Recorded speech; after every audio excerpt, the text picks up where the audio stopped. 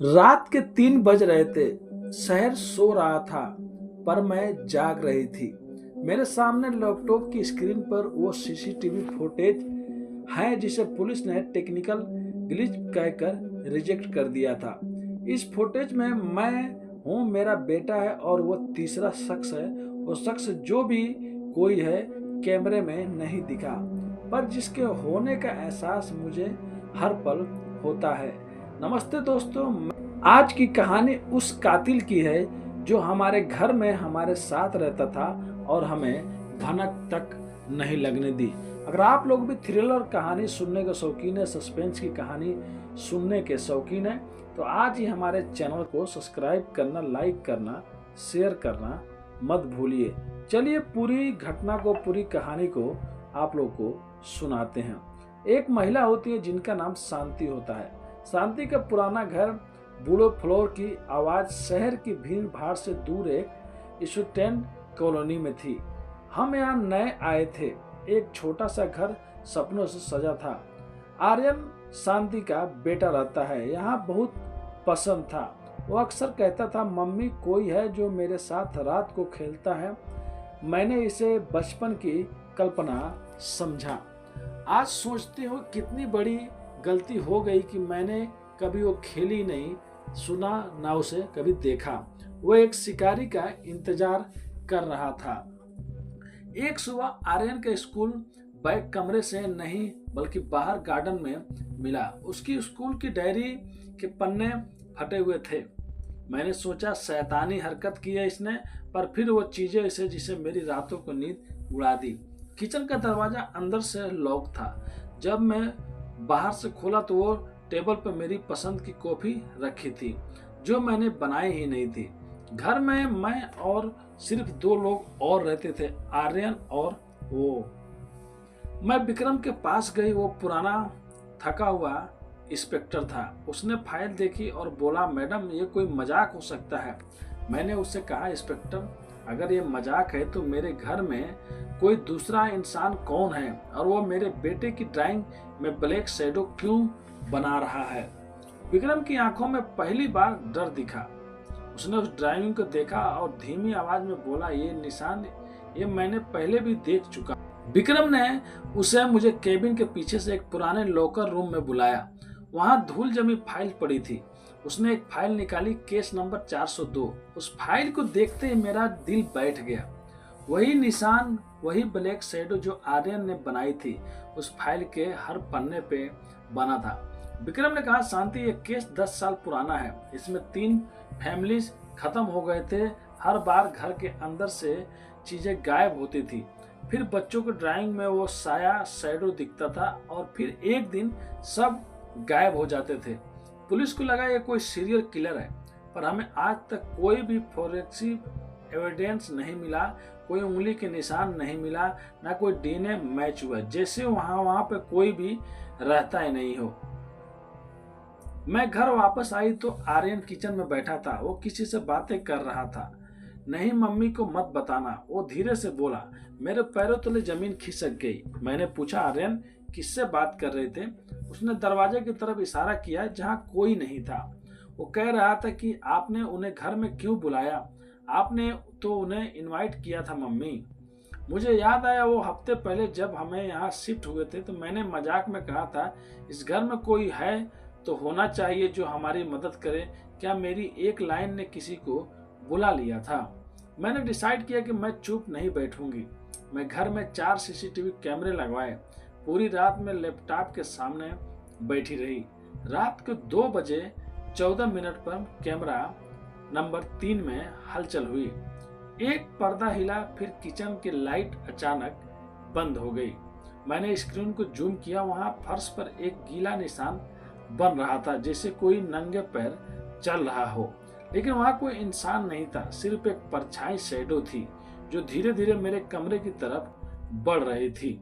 मेरी सांसें रुक गई और वो परछाई मेरी बेडरूम के दरवाजे पर आकर रुक गई। मैंने अपने हाथ अपने राखी कहने के पास पकड़ ली। मैंने दरवाजा झटका से खोला। वहां कोई नहीं था, बस एक छोटा सा नोट पड़ा था जो उसने छोड़ा था। उस पर लिखा था, तुम्हारी गलती तुम्हारी सजा, मैं भागकर आर्यन के कमरे में गई। आर्यन वहां नहीं था। बेड खाली था और खिड़की खुली हुई थी। बाहर से सिर्फ बारिश की आवाजें अंदर आ रही थी। जब वो विक्रम के पोस्ट के बारे में बता रही थी तो आवाज थोड़ी। जब वो फिर सीसीटीवी फुटेज को स्कैन डिस्क्राइब कर रही थी, आर्यन गायब था। घर में सन्नाटा था, पर वो सन्नाटा मुझे नोच रहा था। मैं पागल की तरह पुलिस स्टेशन भागी। विक्रम को देखते ही मैंने उसका कॉलर पकड़ लिया। मेरा बेटा चला गया। विक्रम वो परछाई उससे ले गई। विक्रम ने मुझे चुप कराया और कहा, शांति, अगर वो कोई इंसानी दुश्मन होता तो मैं उसे कभी का गोली मार देता, पर ये कोई पुरानी रूह है जो भटकती हुई एनर्जी है जो इस घर में कैद रहती है। हम दोनों को वापस उस घर में जाना पड़ेगा। इस बार विक्रम के पास एक पुराना डेविस है जो इलेक्ट्रोमैग्नेटिक फील्ड डिटेक्टिव करता है। उसने लिविंग रूम के फ्लोरबोर्ड्स हटाए। वहां एक पुराना बंद पड़ा कूलर ठहरता मिला। अगर जाते हैं, हवा में एक ऐसी अलग बदबू थी जैसे पुरानी मिट्टी और जले हुए कागज। वहां दरवाजे पे पड़ी निशान बने हुए थे जो आर्यन ने बनाए थे। विक्रम ने डेविस ऑन किया और वो डेविस चीखने लगा। विक्रम ने कहा, शांति, ये घर 50 साल पहले एक ऐसे आदमी का था जो ब्लैक मैजिक और शैडो के साथ एक्सपेरिमेंट करता था। वो मरा नहीं, उसने अपनी परछाई को इस घर में दीवारों में कैद कर दिया। उसने सिर्फ एक मेहमान चाहिए होता है जो उसकी परछाई को अपने शरीर दे सके। आर्यन उसका नया टारगेट है। अब शांति रोने लगी। विक्रम ने उससे कहा, देखो, एक अजीब सा फैसला लिया।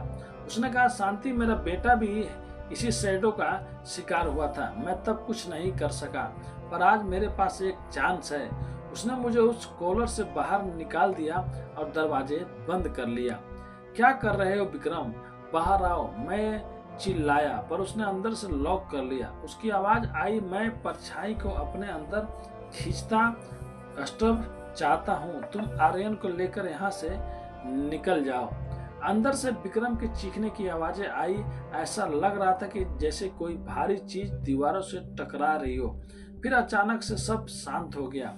बस एक चिंगारी उठी और पूरा सेलर धुएं से भर गया।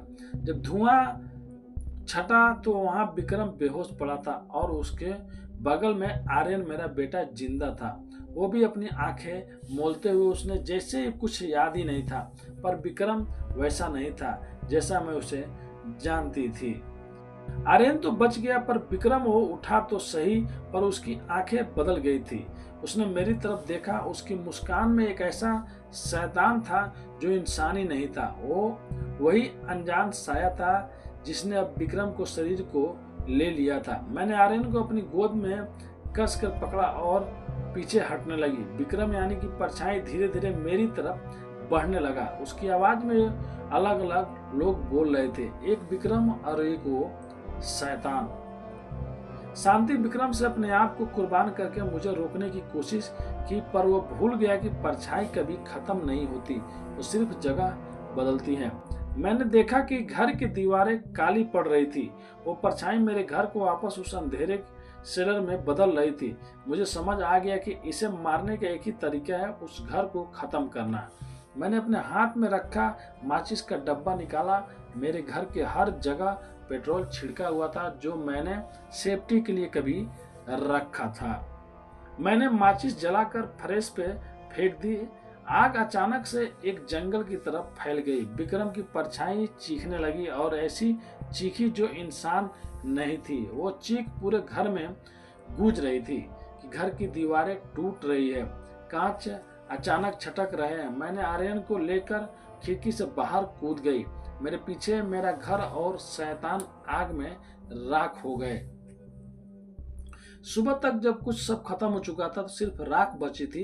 विक्रम वही दबे रह गया। पुलिस आई, इन्वेस्टिगेशन हुआ, पर उन्हें कुछ नहीं मिला, बस एक जला हुआ घर और 2 लोग जो बच गए थे। आज भी जब मैं आर्यन को देखती हूँ तो मुझे वो रातें याद आती है। लोग कहते हैं कि वो एक्सीडेंट था, पर मैं जानती हूँ कि वो मेरे घर में क्या था। दोस्तों, कुछ परछाइयाँ सिर्फ अंधेरे में नहीं होती हैं, जो हमारी जिंदगी का हिस्सा बन जाती है। अगर आपने इस कहानी से कुछ सीखा है तो वो एक ऐसा कहानी है जो कभी ऐसी चीज को घर में मत बुलाना जिसका वजूद आप नहीं जानते हो। अगर ये कहानी आपको थोड़ा भी अच्छा लगे तो प्लीज़ चैनल को सब्सक्राइब करना, लाइक करना, शेयर करना मत भूलिएगा। मिलते हैं नेक्स्ट वीडियो में फिर से कुछ अच्छी कहानियों के साथ। अभी के लिए आप लोगों से अलविदा लेते हैं। धन्यवाद।